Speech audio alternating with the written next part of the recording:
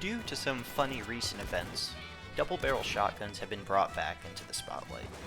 While some may say their viability is in question, one thing that's not up for debate is how fun they are to use. Their sound design, their feel, and especially the damage are just hard to beat. However, they aren't without their weaknesses. Their high damage means their pickup is less than ideal, and their most glaring flaw of course is the fact that they only hold 2 shells at a time. Now, neither of these 2 features are a huge detriment to the weapon, and as you'll see, there's some creative workarounds you can use. Altogether, in my opinion, this makes double barrels one of the more fun shotguns to use in the game.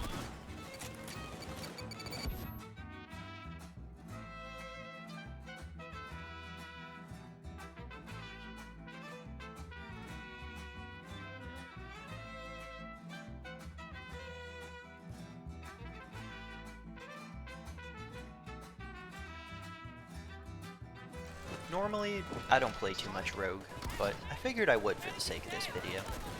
While some may say Rogue is for people without skill, or others just say it's a worse hacker, there's no doubt that it's a pretty enjoyable perk deck. A big benefit of the double barrels is their concealment, allowing for Sneaky Bastard to be a very reasonable skill to bring on this build. In general, these weapons allow you to maximize their utility with a very minimal amount of skill points. You get low blow basic, overkill basic, and then all you need is whatever your perk deck relies on. There isn't really a reason to bring Dragon's Breath on this build, especially with the recent nerf, but I figured if I only brought Flechette on every single build, it would get pretty boring. I did find that this build has some ammo issues, but that probably comes down more to a skill issue than anything else. In general, if you make sure to take your shots carefully and don't shoot at too many people too far away, you're going to be able to sustain.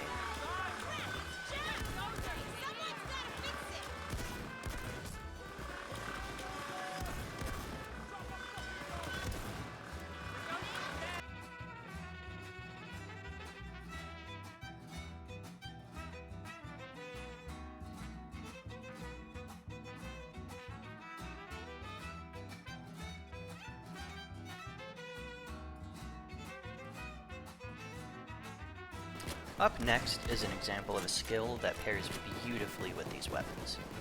Bulletstorm takes advantage of some already fun guns and turns them up to 11. You can dish out some serious damage without needing to worry about reloading at all. There's only one real enemy that this build can struggle with, and that's dozers. The shotguns by themselves do an absurd amount of damage, but trying to actually break a dozer's faceplate with any pellet weapon is never an easy task. However, once you get around that, they'll drop almost instantly. While the normal Bulletstorm is fun, and even without it these weapons are fun to use, the real icing on the cake here is getting that 2 minutes of infinite ammo. The rate of fire on double barrels is absurd at 500, but normally it's almost useless due to their low ammo capacity. However, once you remove that, you end up with a gun with a similar rate of fire to the AMCAR, doing 320 damage a shot, with spread covering almost half the map. Combine this with an auto clicker, or just the average clicks per second of a professional Minecraft PvPer, and you have yourself a murdering machine.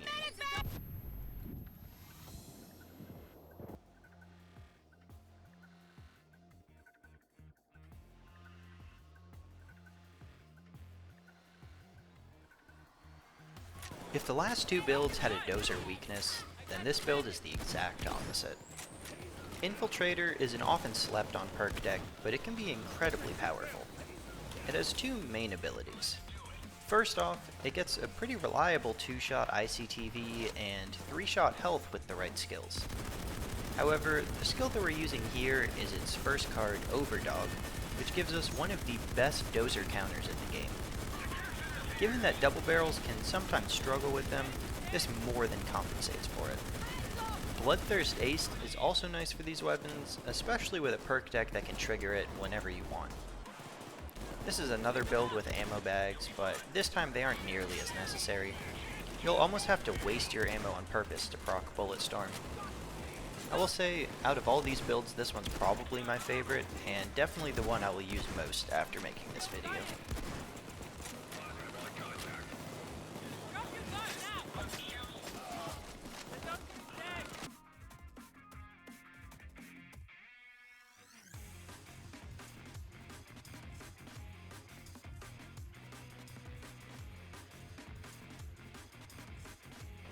Circling back to one of the benefits of double barrels, I mentioned they have really good concealment. So obviously that means that the perk deck to bring is armor? Well, okay. They also struggle on dozers, so we're going to want to bring trip mines? Now, this might not seem like the most orthodox build, but I can tell you it functions really well.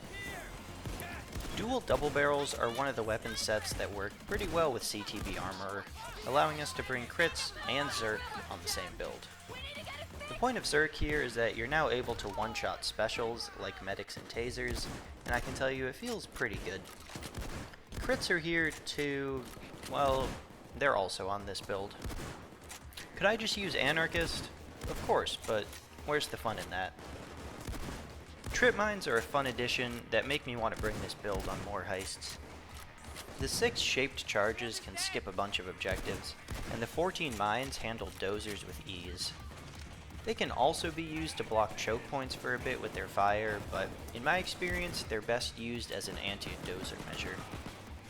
As I said, double barrels are really cheap to build for, so bringing something like maxed trip mine CTV armor actually works pretty well, and you don't have to sacrifice any of the weapon's utility.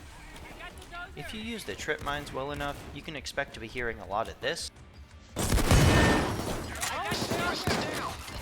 and of course, a lot of this.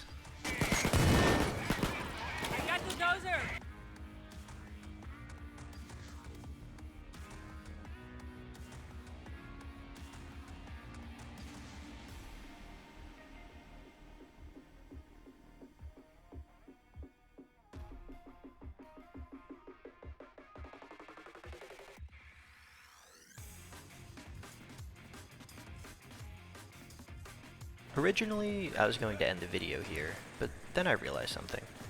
There's a whole other double barrel in the game.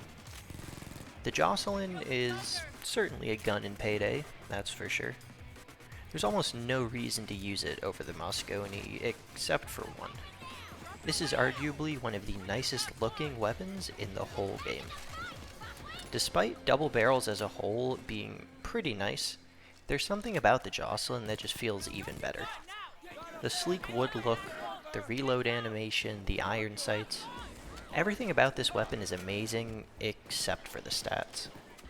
It's almost the same as the Mosconi, the total ammo is a bit different, but the real problem here is the max concealment. It's 6 points lower than the Mosconi, making it not quite as useful for crit-based builds. You might notice that this build only has one shotgun. I figured for the last build I should show something a little bit more conventional. However, to counter this I am bringing Gambler as my perk deck.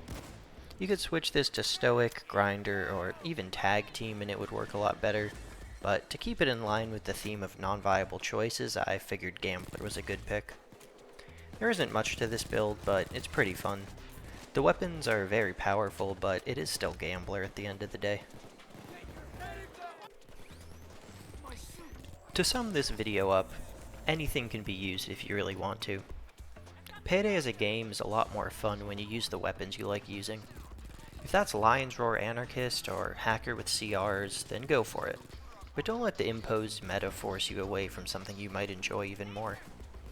As long as you know how to make builds and do it in a somewhat optimal way, the vast majority of weapons in this game can be incredibly powerful.